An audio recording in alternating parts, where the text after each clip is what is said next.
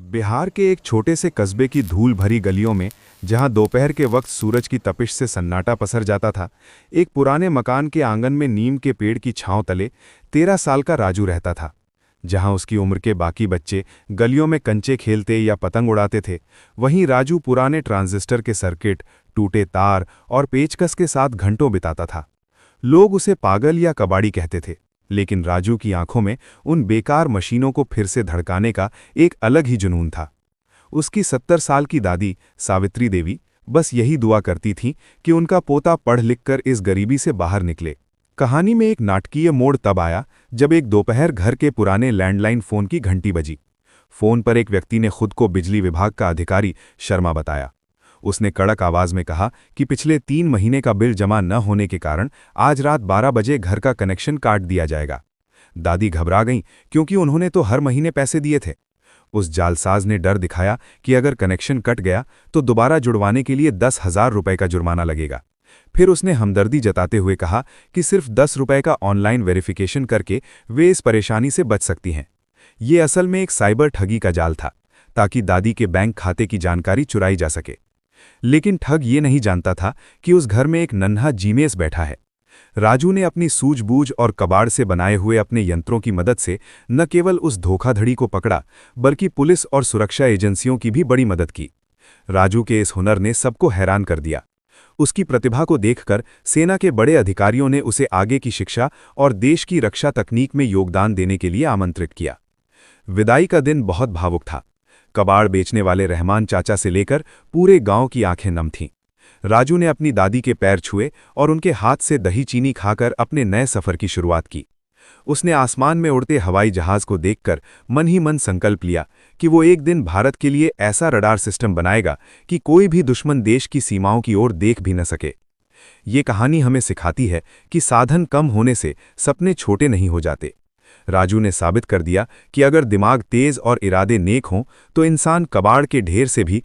राजू जब military academy के तकनीकी केंद्र पहुंचा तो वहां की चकाचौंध देखकर दंग रह गया। जहां वो कबाड़ और टूटे तारों से खेलता था, वहां अब करोड़ों की मशीनें और सुपर कंप्यूटर थे। शुरुआत में उसे देहाती कहकर कुछ लड़कों ने चिढ़ाया, लेकिन राजू की खामोशी में एक तूफान छिपा था। एक दिन लैब में एक ऐसी विदेशी मशीन खराब हो गई जिसे बड़े बड़े इंजीनियर ठीक नहीं कर पा रहे थे। राजू ने अपने पुराने जुगाड़ और बारीक समझ का इस्तेमाल कर उसे चंद मिनटों में ठीक कर दिया। उसके उस्ताद प्रोफेसर ने मुस्कुराते हुए कहा, राजू, तुम्हारी उंगलियों में जादू नहीं, विज्ञान की रूह बसती है। वक्त बीता और राजू अब भारतीय सेना के रक्षा अनुसंधान DRDO विंग में एक युवा वैज्ञानिक के रूप में जुड़ गया। इसी बीच खबर आई कि सीमा पर दुश्मन ने एक ऐसी स्टेल्थ तकनीक तैनात की है जिसे भारत के पुराने रडार नहीं पकड़ पा रहे थे। देश पर बड़ा खतरा मंडरा रहा था। राजू को याद आया उसका वो वादा जो उसने अपनी दादी और गांव के कबाड़ के ढेर से किया था। उसने एक ऐसे स्वदेशी रडार पर काम करना शुरू किया जो महंगे विदेशी सामान से नहीं, बल्कि भारत की मिट्टी और स्थानीय संसाधनों की समझ से बना था। उसने पुराने फ्रीक्वेंसी सिग्नल और अपनी बचपन की उन ट्रिक्स का इस्तेमाल किया जो उसने टूटे ट्रांजिस्टर से सीखी थीं। एक तूफानी रात जब दुश्मन के विमानों ने घुसपैठ की कोशिश की, भारत के मुख्य रडार फेल होने लगे। तभी राजू का बनाया हुआ यंत्र चक्षु सक्रिय हुआ। उसने न केवल दुश्मन के विमानों की सटीक लोकेशन बताई, बल्कि उनके कंट्रोल सिस्टम को भी जाम कर दिया। भारतीय वायुसेना ने समय रहते उन्हें खदेड़ दिया। पूरा कंट्रोल रूम तालियों की गड़गड़ाहट से गूंज उठा। प्रधानमंत्री ने खुद राजू को फोन किया और उसे भारत का आधुनिक विश्वकर्मा की उपाधि दी। कहानी का संदेश: हुनर को डिग्रियों की जरूरत नहीं होती, उसे सिर्फ एक सही मौके और अटूट हौसले की तलाश होती है। गरीबी आपको पीछे धकेल सकती है, लेकिन आपकी काबिलियत आपको। राजू की चक्षु रडार तकनीक ने जमीन और आसमान को तो सुरक्षित कर दिया था, लेकिन अब खतरा अंतरिक्ष से था। दुश्मन देशों ने स्पेस वॉर की तैयारी शुरू कर दी थी। उन्होंने भारत के सैटेलाइट्स को गिराने के लिए एक ऐसा ब्लैक सिग्नल छोड़ा जिससे भारत का जीपीएस और संचार व्यवस्था ठप हो सकती थी। अगर ऐसा होता तो देश का बैंकिंग सिस्टम, सेना का संचार और इंटरनेट सब बंद हो जाता। इस संकट की घड़ी में इसरो और सेना ने फिर से राजू को याद किया। राजू अब एक परिपक्व वैज्ञानिक बन चुका था। उसने देखा कि समस्या ये थी कि दुश्मन के सिग्नल को पकड़ने के लिए जिस धातु की जरूरत थी वो भारत में उपलब्ध नहीं थी और विदेश से आने में महीनों लग जाते। राजू को फिर से अपना बचपन याद आया। उसने पुरानी सैटेलाइट्स के मलबे और बेकार पड़े इलेक्ट्रॉनिक कचरे को इकट्ठा किया। उसने दुनिया को दिखाया कि जिसे लोग कबाड़ समझकर फेंक देते हैं उसमें कितनी शक्ति होती है। उसने उन पुराने पुर्जों को रिसाइकल करके एक माइक्रो सेंसर तैयार किया जो दुश्मन के अदृश्य सिग्नल को भी पहचान सकता था। मिशन का दिन आया। जैसे ही दुश्मन ने हमला शुरू किया, भारत के सारे सिस्टम डगमगाने लगे। पूरे कंट्रोल रूम में हड़कंप मच गया। राजू शांत बैठा अपने उस छोटे से जुगाड़ वाले यंत्र को मॉनिटर कर रहा था। उसने एक बटन दबाया और देखते ही देखते दुश्मन का ब्लैक सिग्नल वापस उन्हीं की तरफ मुड़ गया।